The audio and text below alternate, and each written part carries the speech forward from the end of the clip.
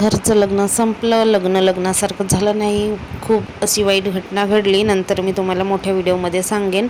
तर आम्ही आलो आहे शेतामध्ये, भाजीपाला घेऊन जायचं आहे. सासूबाईंनी लावलेला आहे भाजीपाला, बराच असा लावलेला आहे. उन्हाळ्याचे दिवस आहेत, पाऊस पण होतो आणि ऊन पण तापते. तर कडक ऊन होती म्हणून डोक्याला बांधून घेतली. रुद्रांशला सुद्धा टोपी वगैरे घालून दिलं.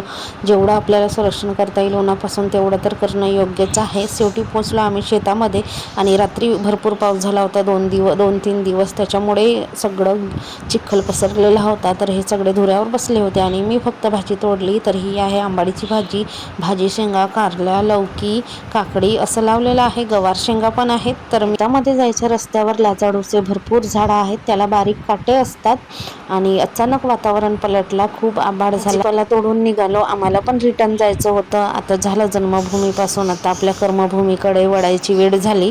तर पॅकिंग वगैरे केलो आणि निघालो आम्ही जायला. शेवटी पोहोचलो रूमवरती आणि आणलेला जो भाजीपाला होता तो जागच्या जागी ठेवला आणि परत दुसऱ्या लग्नाला जायचं होतं आम्हाला. तर सामान अजून अनपॅक करायला आहे.